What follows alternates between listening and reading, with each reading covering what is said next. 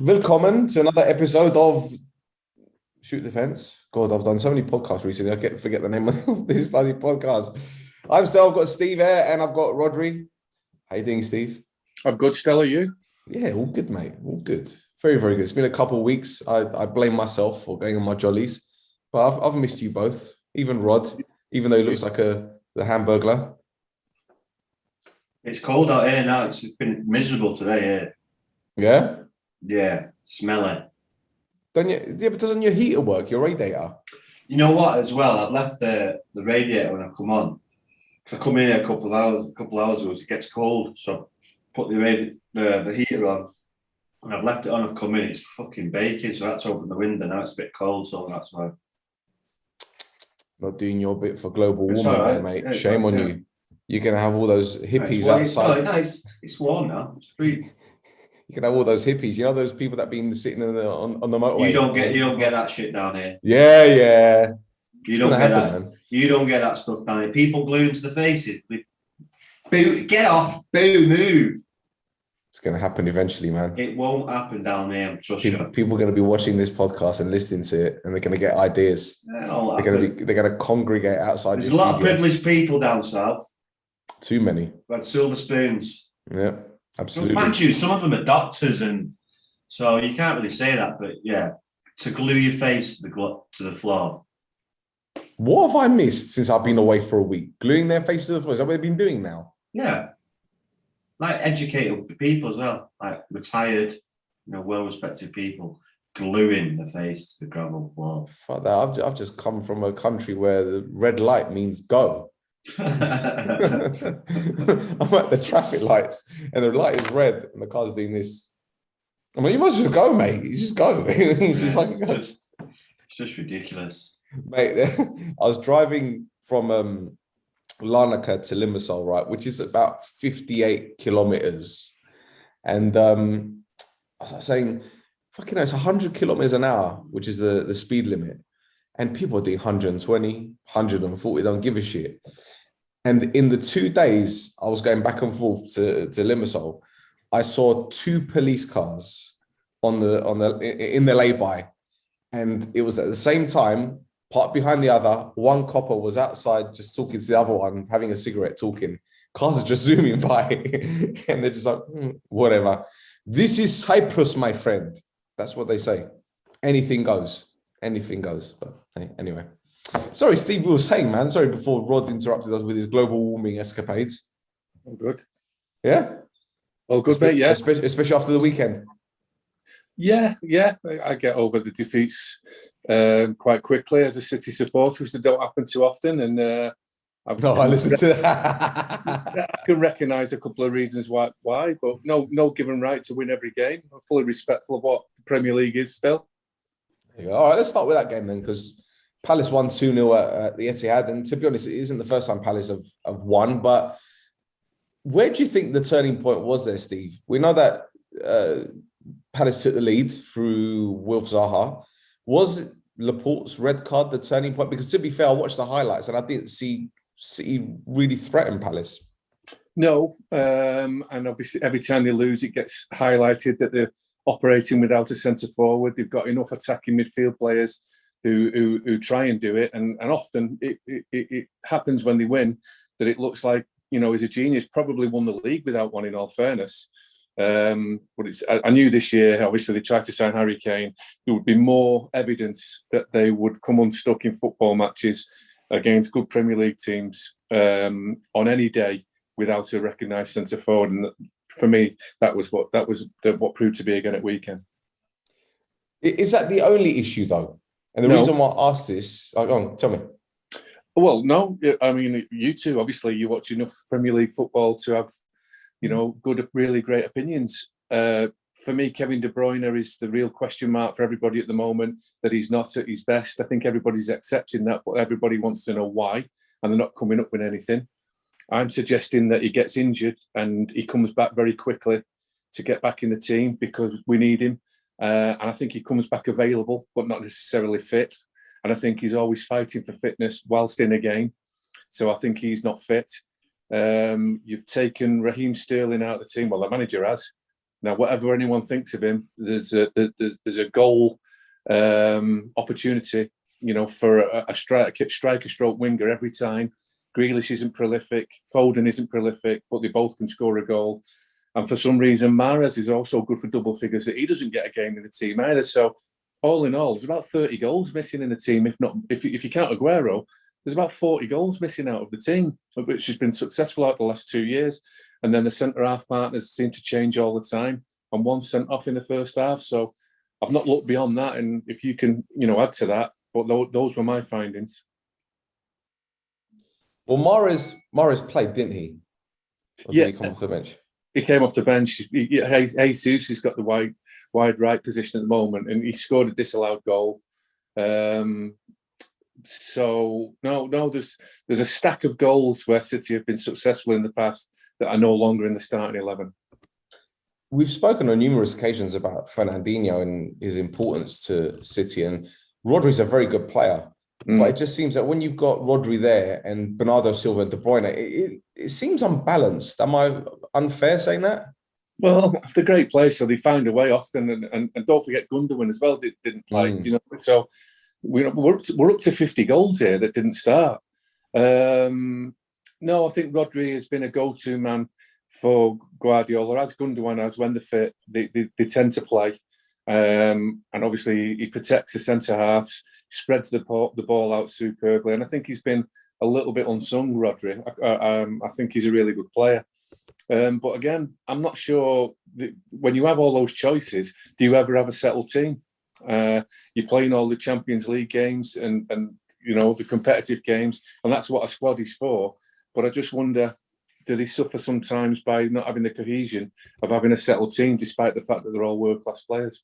So what about Palace's system then? They started effectively with a 4-3-3, but it was more like a 4-5-1 for a lot of the game.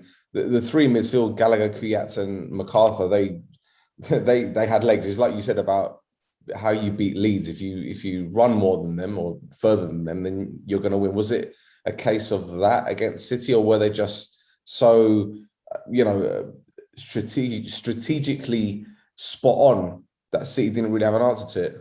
Well, again, the City haven't got a God-given right to score the first goal in every game, and Palace did. So that gave them a boost, something to hold on to. Then the 10 men. They've got Gallagher and Zaha that are happy to get back, but also spring forward. So that gave them some attack with Edouard. They didn't play Benteke. And then obviously against 10 men with the same tactics, they've got the good enough players in Gallagher in particular to get a second goal and be worthy winners. So there was no grumbling from any City supporters, but there was a few suggesting that a few of the lads are looking a little bit off form or fatigued. So the manager will have to assess and sort that out. Rod, we spoke about Patrick Vieira a few weeks ago, and to be fair, I was one of the many people that believed that he wouldn't have a great time at Crystal Palace. He's proven me wrong, which shows how much I know about him as a manager. That being said, is this a pivotal moment in Palace's season? Do you think they will kick on from this? I think they kicked on before the City game. They've had some good performances, but not necessarily the results to follow it. But the last week or so that I've watched, they look like they turned a corner. And yes, City were down 10 men, but they did score early, and they did look like they were playing well. Yes, you're going to ride your luck. You're going to have to nearly said the Etihad then, but you're going to at the Etihad. So yes, you're going to ride your luck, and City did have some chances, and then obviously the sending off doesn't help, and the goals disallowed as well. So but Palace played well, and no, I think he surprised me as well, Vieira, because I think we all had in our mind about the Dutch fellow, what's he called? Dubul. Dubul, yeah. So, and following from Roy Hodgson, who's just a steady ship, but he seems to transform him. And you've always got a chance when you've got players like Zaha, and the kid in midfield is a really good player as well as Gallagher. and they've got some sprinkles around that are exciting, and they've got a kid that's coming back that's really good, that's been out for a bit. What's the kid that they bought from? Was it QPR? They got a bad injury. Oh, yes. I forget his name. QPR. They've got him to come back as well. So, they've had a good start, but like I say, you've got to ride a little bit of luck, and they did that, but they capitalised on it, and ultimately deserved the 3 points. Yeah. Well, look, Wilf Zaha was Palace's man of the match, but you mentioned Gallagher. He's another player, but he's on loan from Chelsea. Yeah, Chelsea have got a whole heap of midfielders. You were talking about Loftus-Cheek, you were talking about Barkley, etc., etc. Can you see this guy staying at Crystal Palace permanently next season? The reason why I asked this is, I think it was at West Brom last season. He did pretty well. But do you think Palace is his level? Are they the team that's going to springboard him, or will he end up back at Chelsea? Back at Chelsea and playing. Yeah, really good. I'm only hearing good things. And if you think about Chelsea's half a dozen midfield players, I think we respect them all through football eyes. I think we think they're all great, really. So obviously, help me along, but Jorginho, Kovacic, Mount, Loftus-Cheek, they have obviously Gallagher's there. Now they've got Billy Gilmour at Norwich, who doesn't get a game. So when you actually think about it, touch wood on his behalf, injury permitting, Gallagher could have the most productive year as a Chelsea player this year by playing 35 games. The ones who are at Chelsea are going to get rotated. Billy Gilmour at Norwich is going to get relegated and not play. So the one who's actually going to come on leaps and bounds playing every single Saturday for 90 minutes is Conor Gallagher. And I think Chelsea will benefit next year, and I think he'll come back. I think he'll go into their fold. Probably the best person the best person you could probably speak to is Loftus-Cheek, because he's been away. He had a good season where he was at Crystal Palace as well. Come back to Chelsea and not really featured. So does he really want to be doing that? Will he get swallowed up in not playing every week? Playing. His performances at the minute warrant him starting with Chelsea. He's playing that well, but. Can I see him staying at Chelsea? No, I could probably see him going to a better side than Palace in the Premier League. At Chelsea, I don't know. It's a difficult decision. Does he back him? If he backs himself, then great. Then good. Don't forget Ross Barkley. Yeah, there's so many there. And, Chelsea are looking for elite players, and is he elite at the minute? Maybe in 2 or 3 years' time, but. He's playing well at the minute, though. It only bodes well for him. I think he gets back and gets a go. I wouldn't be surprised if Newcastle splash out a big amount for him in the summer. That could happen as well, yeah. That's my call from now. Yeah, that'd be a great shout for him, because he's for the next 10 years he's going to be a very good player. Oh, absolutely! You could tell he's got so much technique. Yeah, he's not the biggest either. He didn't look the biggest, but he's got that. He's got that. Energy, the nastiness in him. He can play. He's got that run. Roddy's got that running into the box like Lampard, where the Chelsea fans are used to it and love it. That he comes in as like a second or third striker, deep, unmarked, round about the penalty spot, and it's a gift. You obviously have to be fit to do it. You've got to be brave to do it, but it's also the knack of the timing. And so many haven't got that, and it's like having an extra striker when you join up with the forwards. He's in the box with them. Would that blend well with Mason Mount, or would it take away what Mason Mount does? Possibly, but it could be possibly a brilliant partnership. You just never know until you try it. Right. Well, just quickly going back to City, Steve. Yeah. What's happening with John Stones? I don't know. I've had no whispers. I've got no intel, but he seems to be fit for England and then go back to City, and the manager doesn't play him and suggests he's got injured with England, and then sits him on the bench. I really don't know. It's almost like each season that Diaz is obviously the permanent. I think we accept that, and it seems to be that Laporte goes out of the cold one season and Stones, and this is like the second time for Stones.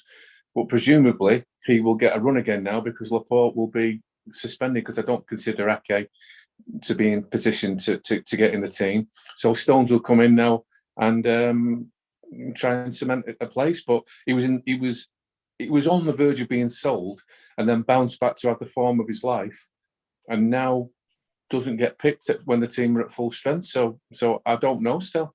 I really don't know. He's actually been a really big player for City, if you think about it. I mean, last season he got some important goals, and that famous clearance off the line against Liverpool was Stones, wasn't it? If I'm not mistaken. Yeah, but then injury and lack of confidence and loss of form, and everyone thought it was all but done. So it's a really good story, the fact that he came back to be so integral in City's success last season, and now he just seems to be rotated out more than in. All right, let's talk about another team with defensive issues. Well, I say defensive issues. At the weekend, they had quite a few, and that was Liverpool.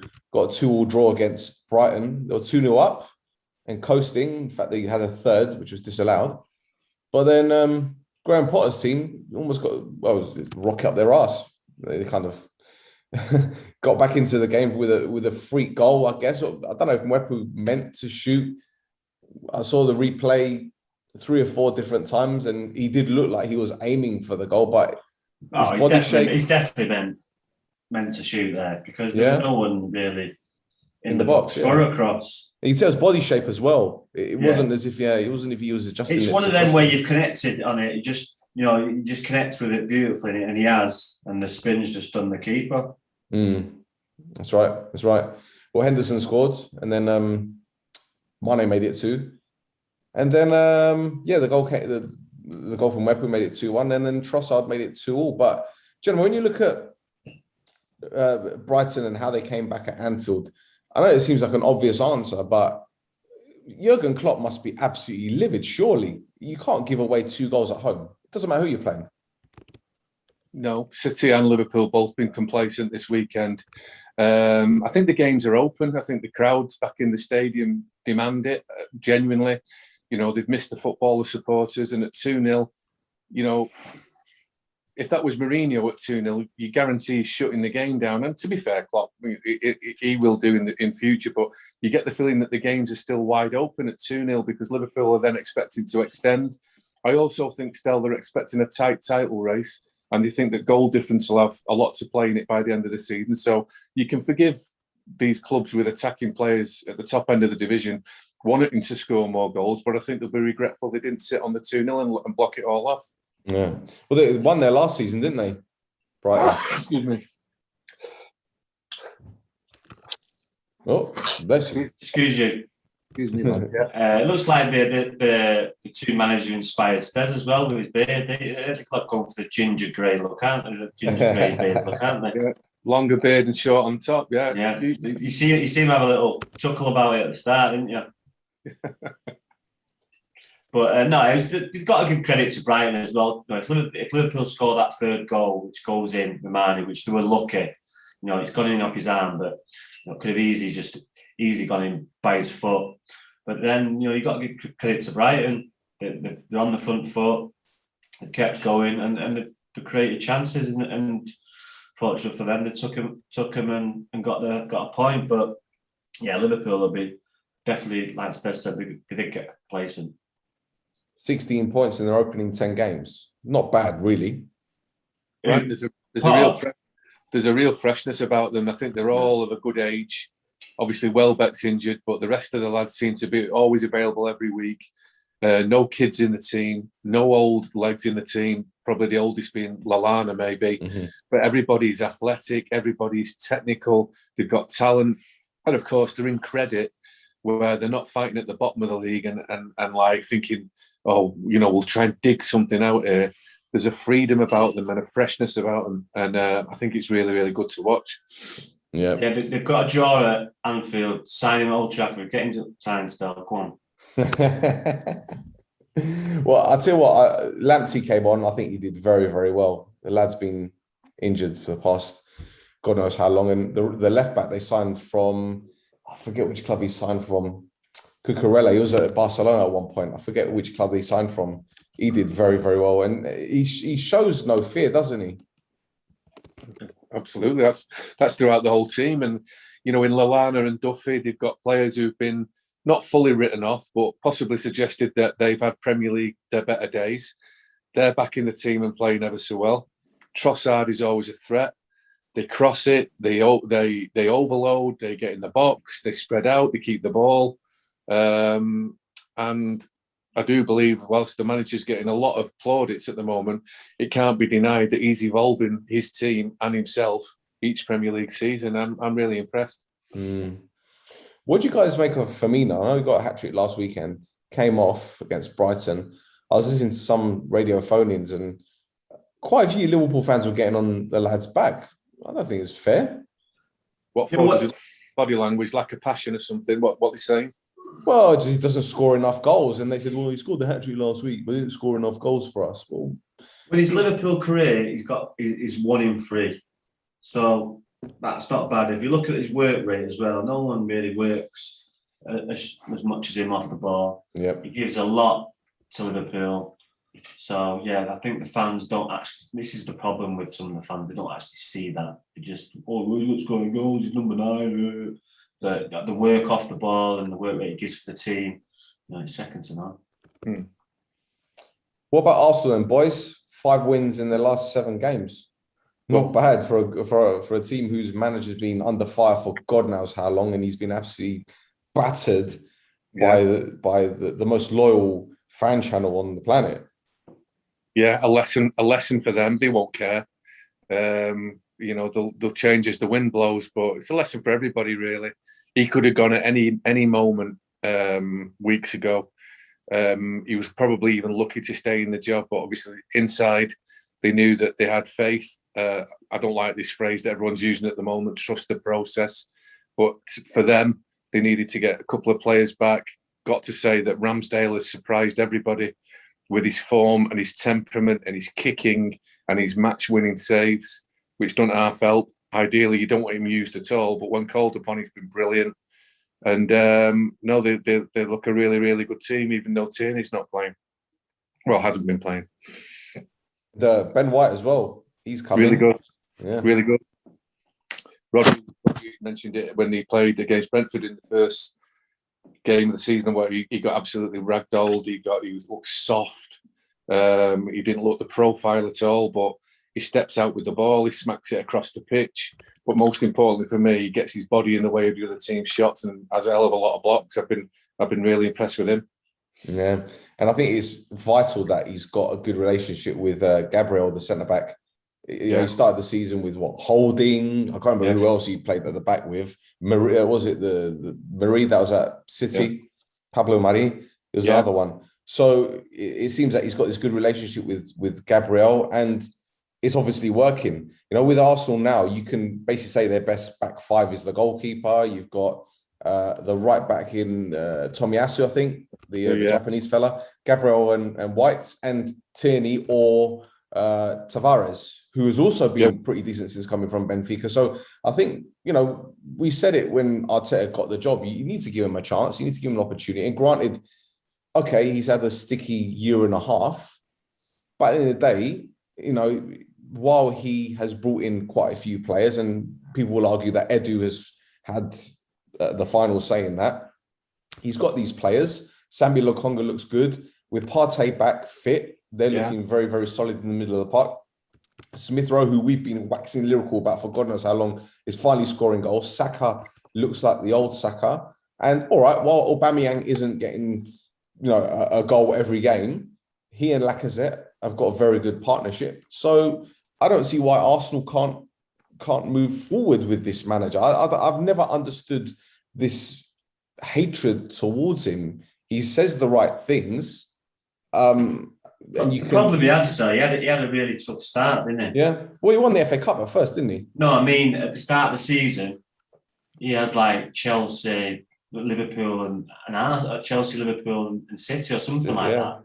So it was always going to be up against it. But since then, he's done really well, and you've got to give credit to him. There we go.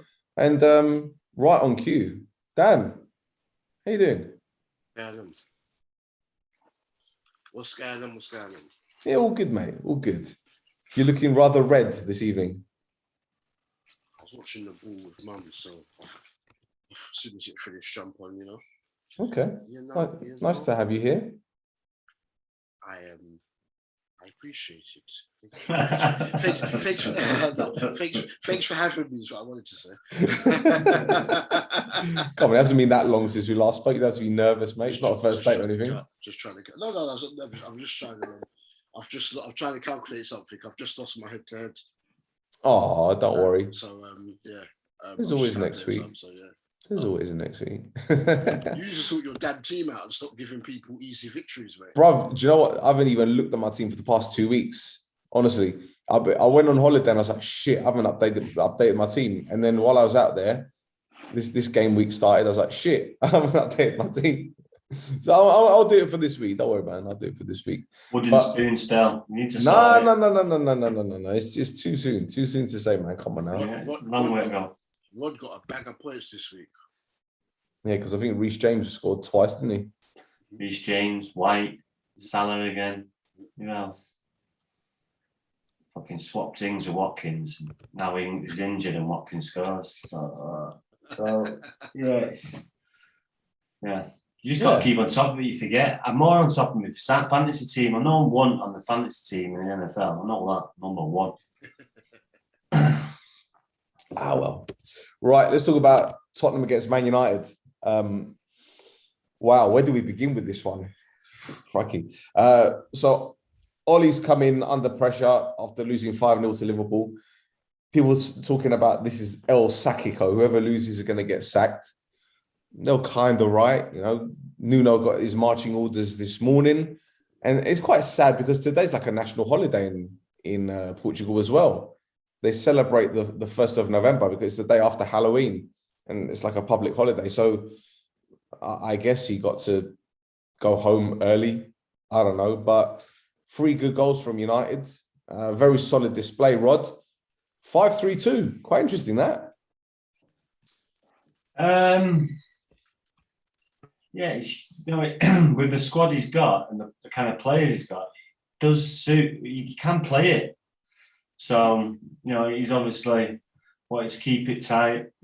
All to what formation you play, it's down to the players. If you work hard, whatever formation you've got, whatever formation you play, if you work hard, you've got a chance. And, you've seen it on Saturday, the work rate of them, not in ones and twos, in bunches. Where's that been? So that's what I'd question. Why are we so low in the work rate stats? Where's that gone all of a sudden? So, but yeah, he was up against it, and when he's up against it, usually, he comes out with a win. So, it's still not out of the woods yet.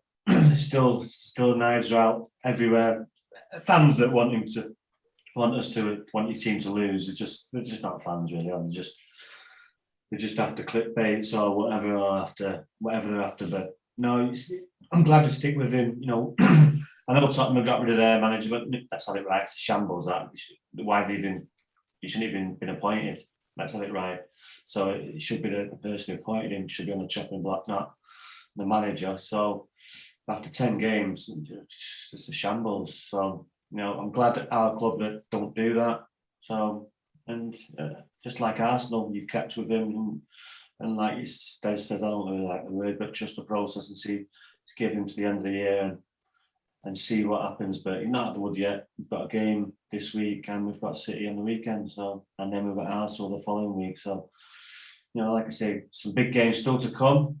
But if you can get out of them with a couple of wins and a draw, then he's laughing, because then the so-called weaker teams come into play. Yeah, mate, 3 very good goals. Ronaldo's volley was fantastic. Cavani's finish was just, that is what you expect from a world-class. If you see Ronaldo's goal, his concentration and then exactly the same spot in the second half, Harry Kane gets one, and he doesn't anticipate it. It hits him in the shoulder, and it's just talking about Harry Kane, how much of a cliff he's fell off. He just doesn't look like the same player. It's like, what are you doing? What's going on with this player from what we've seen last year? It's just it is a shambles. But yeah, all 3 good goals taken. Ronaldo's was a good goal. Cavani's great finish, great ball by Ronaldo, great run by Bruno, and then the 3rd goal, Rashford. We know we can do that because he's done it multiple times. So yeah, and a clean sheet as well. It's good for the defence. David De Gea, will he continue that? He can chop and change, whatever suits you. But you know it's there. It's just a worry with the players that you bring in and the players that you've got. Wingers, and you got 250 million sat on the bench. Well, not a bad problem to have, I guess. Yeah, correct. Yeah, I agree. Yeah. D, let's talk about Spurs then, mate. Another one. Where do we begin? At the same time, is what's there to say. At the same time, there's a lot. There's a lot to say because that was poor. Bro, you know what? I was talking to Danny Fishwick, who's at Wolves earlier today, and I said to him, I can't understand why Nuno didn't go with what he knows best, and that's the system that he had at Wolves, the 5-3-2. It's not as if Spurs don't have the players. It's not as if Spurs don't have the marauding fullbacks to go down the flanks. It's not as if they don't have 2 central midfielders that can win the ball. It's not as if they don't have an attacking midfielder who can create. It's not as if they don't have a goal scorer. For me, playing this 4-3-3 system was never going to work, regardless of how well they started. You can't continue that system. We saw how bad they were defensively against Crystal Palace. The writing was on the wall then. Yeah, we spoke. We did a show before the season, didn't we? And we were saying that we thought that we didn't know they were going to release Oreo the 3, but we thought Reguilon would flourish under him and be allowed to bomb forward and play that formation, but he's not been playing it. But I suppose he thought, don't change it, because though they only really played good against City in the opening 3 games, because you expect them to concede possession to City because City are better than them, they hung on and got 1-0 wins against Watford and Wolves as well, and especially against Wolves. They had a lot of defending to do, and they didn't have as much as the ball as you'd expect them to. But because they were top, and they did, we probably thought stick with it. But then you immediately just saw that even during the losses, you could see that someone could give it to them if they were just clinical with the chances that they had. But it was just never going to work. He was not in, I think he was like their 7th or 8th choice, and that might be being nice. So yeah, it was never going to work. They're making excuses about the brand of football, etc., and all this as well. But if they were playing that way, they'd got more wins. No one would really be saying anything.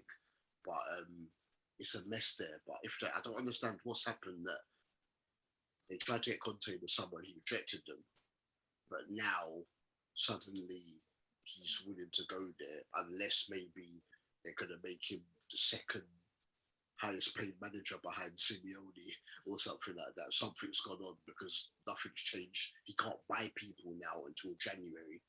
So I'm not sure, but yeah, it's a right mess. It's a right mess over there at Tottenham. It's a mess. They need to do something to get Kane firing again. Son is dropping too deep to get the ball. There's just so much wrong there. I don't know where to begin. There's so much wrong there at the moment. Well, Steve, Conte is the favourite for the job. And as I said before, they do have the players to play the system that Conte likes, because he likes a 3 at the back. He likes the wing backs. He likes 2 central midfielders, etc. And Spurs have the personnel. I'm not saying they've got the quality, but they've got the personnel to play this system. We saw at Chelsea when Conte first took over, he was playing a 4-2-3-1, and then they took a hiding at the Emirates. It was 3-0. Yeah. And then he went back to the 3.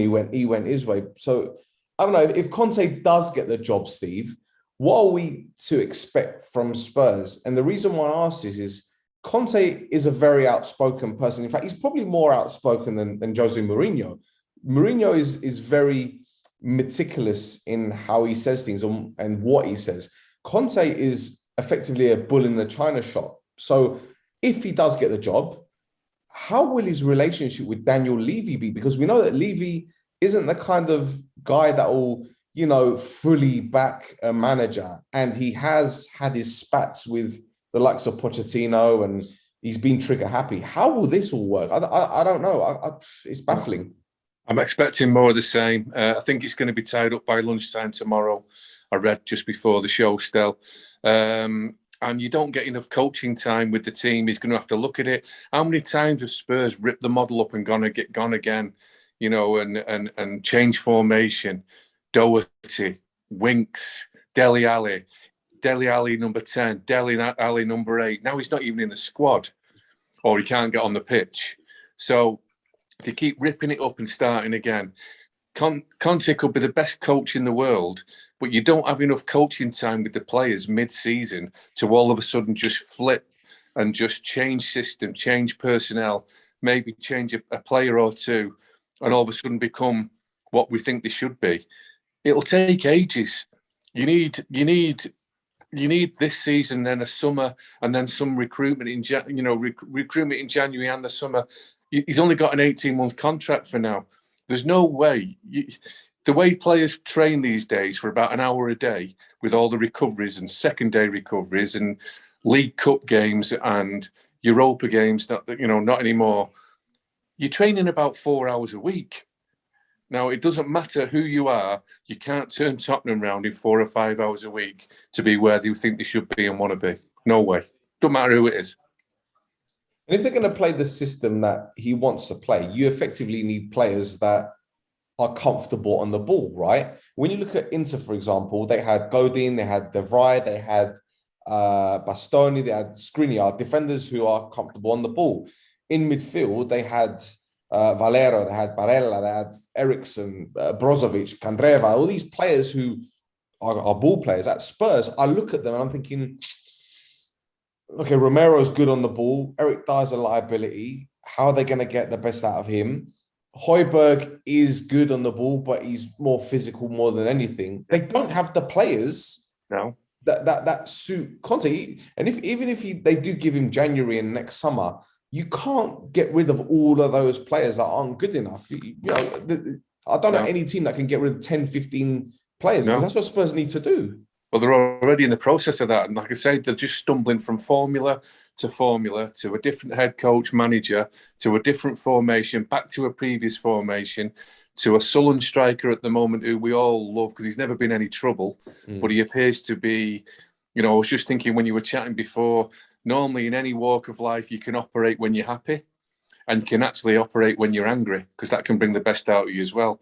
But very rarely do you do anything good when you're unhappy. In anything, and clearly at the moment Kane is unhappy, and then it affects when your talisman, your star player, and your best chance of scoring a goal is unhappy, and his own form suffers. It's not long before the whole team suffers. Are we talking about a player that's down tools then? No, I don't want to go with that phrase, because I'm still seeing him doing too much work in his own half. But it's just an old kids thing, He doesn't do anything with a smile on his face. He doesn't do anything with any zest. He doesn't do anything with any vigor. He doesn't do anything with any change of pace. I don't believe that his backside's dropped. I don't believe that his legs have gone. I don't believe it. He's just heavy-legged at the moment because he's depressed in the mind. That's how it seems to me. Fair enough. D, let's talk about tonight's game then. Wolves beat Everton 2-1. I only watched the first half. But Wolves looked like a team possessed, didn't they? They moved the ball quickly. They got the wing backs forward. The front three were unplayable. And I saw Alan looking over his shoulder every 5 minutes, knowing that there's like a 10, 15-yard gap between him and the central defenders, almost as if the central defenders were too scared to move out of their own third. Everton were awful in the first half. Seamus Coleman, they had to keep apologising in the commentary if any foul language was heard, because he was cussing them all out, especially Ben Godfrey. Even before Godfrey did that weak back pass for the Jimenez goal, which was brilliantly taken. But after, I'd say, about 55 minutes, Everton were better, and Wolves just about hang on in the end. Jose Sarr made a good save, but they were... there was a few shaky moments. There was a moment in the second half when the ball got passed back to him and he miskicked it and it hit Richarlison, almost went in, and he just managed to claw it out off the line. Then it hit him again and almost went in. But Wolves, to be honest, Wolves, I think, are up to 7th now. They belong there because when they first started off and they couldn't win, they had like the most shots in the league. For the stat people, the best XG, which is something I hate, but I mean, and Steve's in the same boat as you, mate. Right, and but the football, the way that they're just moving the ball. Try always been on the bench recently, but he was flying past people. Trincao, very skillful on the ball, but he can't finish. He missed a sitter today, by the way, and just flowing and just nice football and much more entertaining than their first season in the Premier League. They finished, I think it was 8th or something like that under Nuno. The football was kind of conservative, and the fans apparently wanted more. And the fans, because of social media now, have so much power, and these stuff will leak through to the board. And I think Nuno was unlucky to lose his job because if Jimenez doesn't get injured that early in the season, I see them finishing higher in the table. But they're a much better team to watch now. Coutinho and Neves pulling strings in the midfield. Semedo bombing on right back. Aït-Nouri had a decent game at left back today.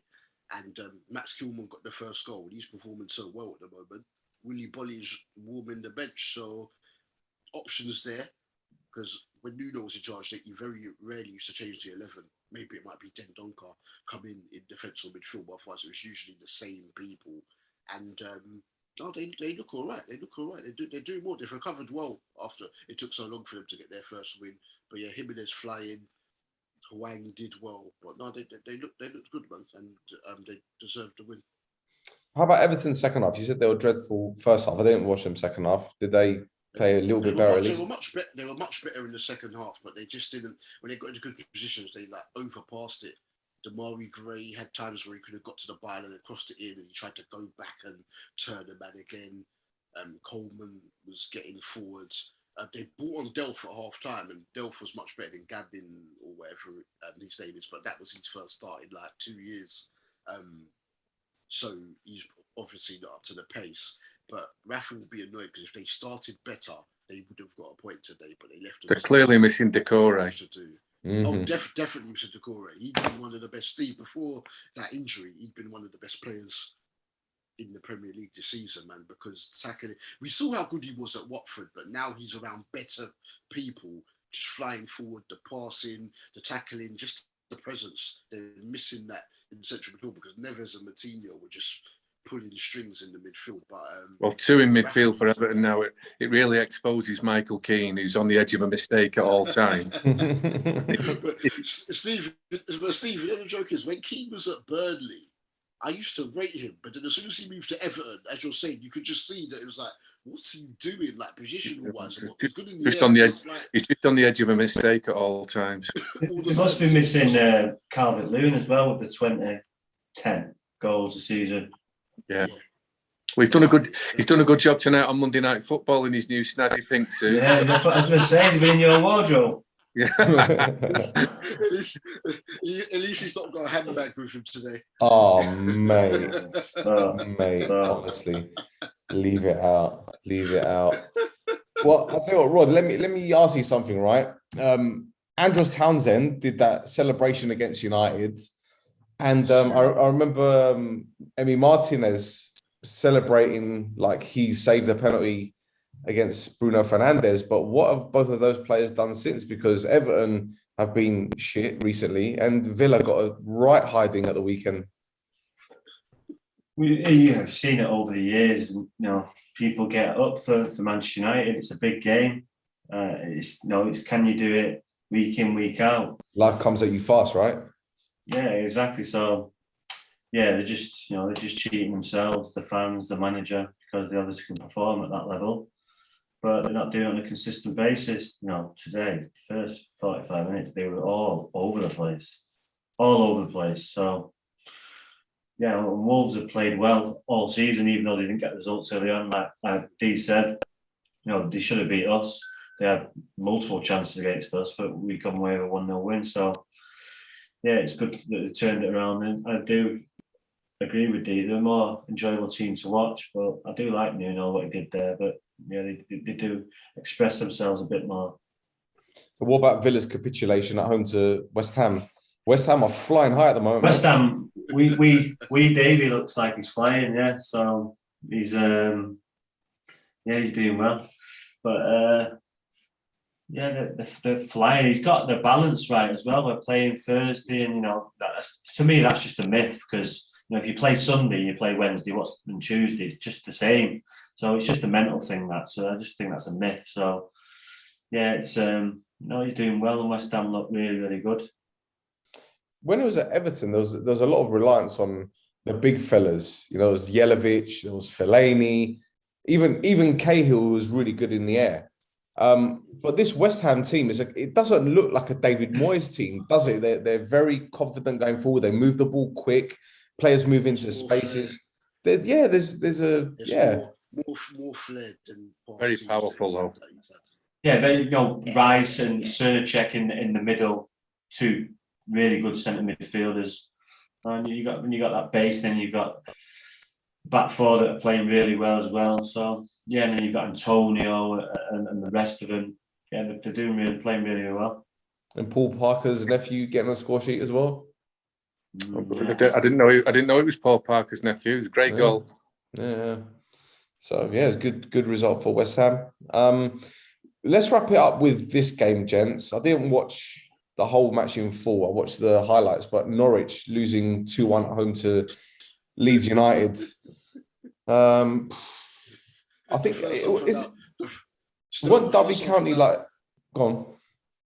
The first half an hour of this game was bloody awful. Mm-hmm. It was awful, really, really bad. But then once Rafinha started to do his thing, it got better. But what were you going to say? Are they going to get less points than Derby County's 11? Yeah, that's what I was about to ask, because they just look. I don't think there's any words to describe it, really. I could use quite a few, but they wouldn't give an accurate account of Norwich City. They're turd, aren't they? Dog turd. Are they that bad?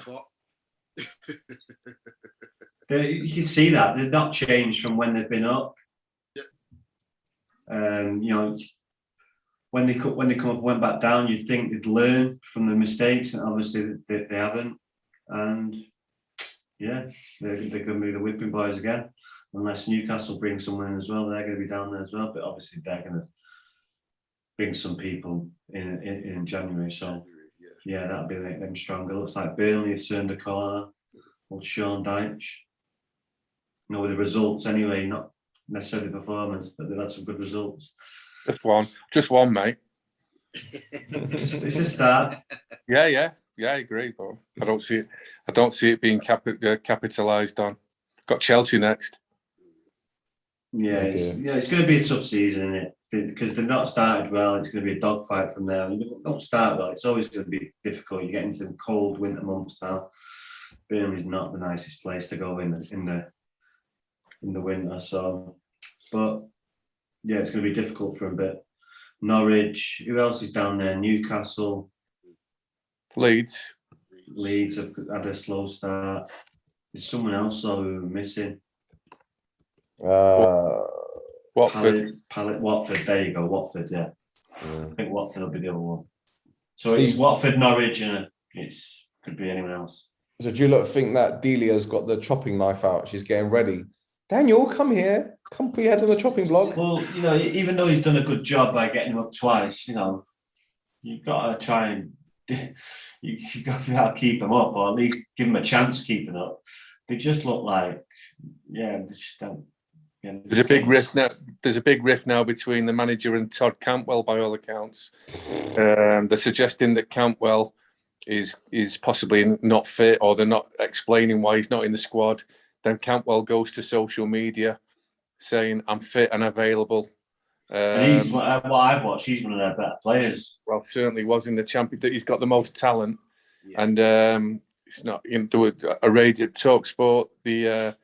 Discussing this before, and Adrian Durham got a text message from a high up Norwich City employee, and he said, "I can't tell you who's actually just sent me this, but the message I've just received is he doesn't deserve his place because he doesn't work hard enough in training." So once there's little noises come out like that from a club, you're already bottom of the league. I don't think it ends well for the manager. No, but that's obviously, these days, you got you know the data of people that the work they're putting in training. So, Yes. This is the problem with today's football. The players will get a manager sacked. Yes, agree. It's just a shame, but that's the way the game is. Yeah. And he's a talented lad as well, but it's not good for his CV. If he's not working around training. Yeah, it's really big bollocks. It might. Someone will always take a chance on talent, but if word gets around that he strolls around in training or worse, then the transfer fee will go down, and the opportunity for him to go to a big club will also evaporate because word will get round the game. Look at that. Think of players that got ability that don't work. Remember that Tarat? He was a quality player. Didn't put the work in. Wonder where he is now. He's selling kebabs somewhere. You're joking, aren't you? Benfica, isn't it? Benfica, okay. He's a holding midfield Benfica now. Absolutely smoking it at Benfica. Oh, there you go. I put that in. Maybe it's the sun. He plays better under the sun. I don't really watch Portuguese football. Awkward. Instead, there Portuguese football. Oh, well, that's a great way to end the show, gents. What do you reckon? I think you've let Villa off lightly. Come on. You skated over Villa, went on their opponents, but this Dean Smith seems to have it in for the ref every week. He seems to be milking this Man United win every week, and now he's messing around with his team. And I actually think, I know the Premier League is stacked with talent, but you're better off having 11 amazing players and then a mixture on the bench of young players and people who can do a job. They're the teams who do well. Like, let's say Liverpool. They've got great players on the bench, but the best players play. Now, Aston Villa have got a load of the same, and he keeps messing around with formation. He's dropped his captain. He's not played Leon Bailey, then he plays him. It looks like they haven't got a clue what their best team is. And that can happen via results. It can make you change your mind. But when you're going into November and Aston Villa, nobody knows what their best team is, it only brings problems, in my opinion. And as well, nobody's mentioned it. The assistant manager left, well, we do on here. The first team coach, John Terry, left. And everything's been going on about this set play coach when they scored one goal from a long throw. And Danny Ings kicked it into the top corner like he was a genius. Nobody mentions the set play coach anymore, getting away with murder. I don't know why he left Tyrone Mings out as well and brings him on halfway through the game. And if you leave a defender off, captain as well. Yeah, why would you bring him on? Surely, if you're behind, you'd be bringing midfielders. No, they had a centre half sent off, Rod. Oh right, okay. I didn't watch the game. Yeah, Conte got sent. But Steve, why did he change the formation? Look, I know obviously Grealish isn't there anymore, but he was so good last season. Yeah, Matty Cash, I'm sure someone told me, used to be a winger in his younger days, so you'd think he'd flourish at wing back. But Matt Target on the other side has been awful this season. Like, they're just making so many errors. And before, even last season, even though they did quite well, it was because of a lot of saves that Martinez was making. But since that Copa America win, he's not been as consistent than this season. And it's just I'm just looking at them. I'm like, what the hell is this? It's like John McGinn's the only one trying at times. Like, they don't know. They don't know. Do. And they've got all that money for Grealish, but they had a style of play which was try and get the ball to him as quick as possible, which is fine. You would do. He's brilliant. But now they've invested the money. They've got 4 or 5 different players, and they're trying to just roll 2 dices and get double six. They don't know where they're at. They've not got a set team, a set formula. They just keep going from one thing to the other. Very similar to Spurs. You obviously want to blood your new signings in, but El Ghazi and Traore did so well for them last season, and they barely touched the pitch now. Yeah, that's true. And they were, and especially Traore used to graft and go back and win balls. Yeah, that's why I don't know, man. His time might be done. Callum Stel, McFadden said, even last season, it was after again they actually won, and he said, I think Dean Smith's taken Villa as far as he could take them. And I was like, what are you talking about? But I actually see now what he might actually be talking about, because they just devoid of ideas in terms of. Well, we talk about it on here a lot. Stel often asks the question, normally the second part of the season, that who's going to be the trapdoor merchants like a Bournemouth that are going to go from mid-table to being a relegation candidate, and I see that being Aston Villa. Well, you can't get. Sorry, go on, Stel. No, Karen. But you can't be complacent, and that's by the sounds in. That's what they are by tinkering. You know, they haven't got the strength, like they said, to be doing that. You play your best team, and see what happens. Yeah, and he nails the referee. He complains and moans about the referee more than any other Premier League manager. He's the modern day Mark Hughes. To be fair, I didn't think that was a sending off to him, because it wasn't directly through on goal. I think the defenders were close enough that the position the ball was in, I thought the sending off was a little harsh, but I think they would have lost anyway. So I don't know how much it really would have changed, but you know. But Steve, you've always pointed to the fact that had it not been for that goal line technology not working, Villa wouldn't be in the Premier League to be telling this story. Very true. Needs reminding, and you and I and the lads, we're more than happy to keep reminding it. He shouldn't live in the past, but Sheffield United story from Ollie Norwood's free kick, which was a foot across the line, with the machine not working, changed their profile and kept Aston Villa in the Premier League. And look at the two clubs now, frightening. Yeah, I think there's history of that though. Look, you know, it's just football back in the day, innit? No, look at England. They shouldn't have won a World Cup. Never a goal. Oh yeah, You can't keep looking in the back, but they're very fortunate to be where they are. And then it was like, then they really kicked on. No, I totally agree. I'm just winding you. I totally agree, especially with the video and all the stuff. And now it's never not worked before, and that's the only time it's not worked before. It's like really lucky. Yeah. But then they kicked on after that, and then they were like with Grealish kicking on, getting his move. Then they got the Grealish money. Then they've done a not quite a scattergun type of recruitment, but they've got 5 or 6 new players. Now they look like they don't know what to do with them. Stes, does Sterling give you more than Grealish? Yes.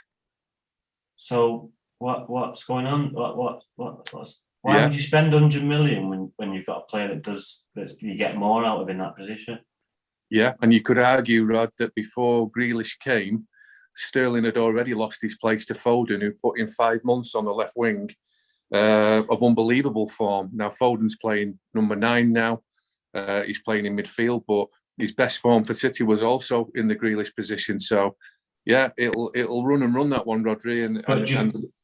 But do you think him knowing with the players leaving, like you've mentioned before, that obviously the David Silvers that obviously fed the ball, do you think Pep's seen that and that's why he's brought? I don't know.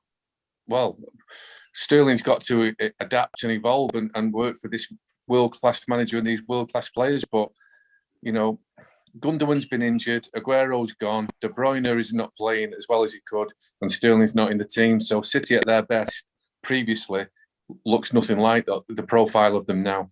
And if the question you're asking me, a straight answer, for me, Sterling brings you more than Grealish in terms of numbers. Absolutely. So after what we're hearing in the rumblings and stuff, do you think he's on his way out? Sterling? Yeah. Yes. Yeah, maybe. He kind of caught him off guard that when the reporter said that, didn't he? He said he played elsewhere, and it's like, what? First I've heard of it. That can't go down well, can it? No, but he's not playing. Those back post goals that he would get between 10, 15 and 20 goals at the back post compared to Grealish's talent and probably going to get a tally of about 6 or 7. You know, what are we? You know, I prefer the numbers. I prefer the numbers than anything else. Get the job done. Steve, I haven't watched City much this season, in all fairness. But Jack Grealish, what does he offer from a defensive aspect? Because I know at Villa he was doing his duties, but then with obviously Mendy being out, Zinchenko in and out of the team, I think Cancelo was left back, if I'm not mistaken, at the weekend. Yeah, that left side does look a bit weak, doesn't it? Well, yeah, it doesn't help that Cancelo is I know Dennis Irwin did it with Rhodri's brother. You know, he brought him into the game well enough, but not many right-footed left backs bring left wingers into the game. So we've got a whole left-hand side which is right-footed. I don't believe that's a problem for a left winger to be right-footed cutting in like Grealish, but when your left back's right-footed as well, you're always going into the middle of the pitch. And the key for me is De Bruyne is now back playing right midfield, and he used to get the ball out of his feet and cross it behind the defence. And his first target was Aguero, and if it missed everybody, you had Sterling at the back post. Now we're not playing with a centre forward, and Sterling's not at the back post. Neither's Grealish. Sterling's not there because he's not playing. Grealish isn't there because he's not there in time. No wonder our tally's gone down. Oh boy. I think he's looked at it and thought it's like kind of like golf lessons. You're going to have to go back to go forward. But I don't understand that. I can't doubt this manager because I'm a nobody, and he's arguably the best coach that's ever been. Maybe, you know, certainly one of the best.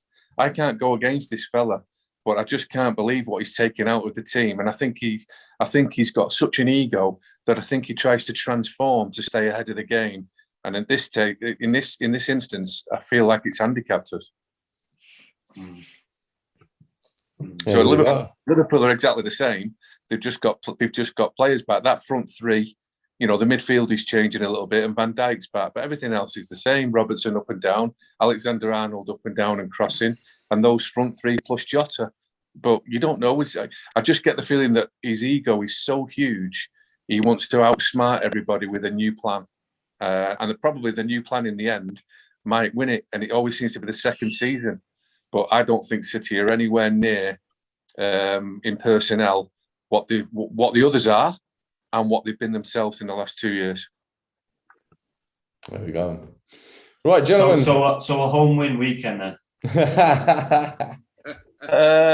Well, I still fancy. I think they'll find some. I think they'll find enough to beat United, Rod. Okay. All right, let's leave it at that then. Gentlemen, thank you very much for your time. It's been another great show. D, before I let you go, plug your stuff. At Double D on all social media. That's DUBULDEE, and I am part of the D&D Football Factory, and we air at 10 a.m. on Top FM. That's 95.5 FM in London, and we air at 10 a.m. on a Saturday morning. We should call it the Happy Factory now, shouldn't you? Because Liverpool are doing well and Newcastle have got new owners. So D-Man is still doing cartwheels. I've heard that he's learning Arabic now. Is that true? Yeah, it probably is. That's why he wasn't in on Saturdays, you know, stepping up his Arabic lessons, you know. You'll need them. You'll need them. Lovely. We will see. Yeah. Rod. Rod James. I know this is going to be interesting. I'm doing Rod James gigs, and I can't remember Rhodri 2477. And you got your own show as well. Come on now. Come on. ACS Podcast Nation. Yeah, Friday nights. Yeah, you Google that. You'll find it. Steve, thanks for jumping on, mate. Appreciate it. My pleasure, lads. Good night. There we go. So we'll be back this time next week. So until next time, goodbye.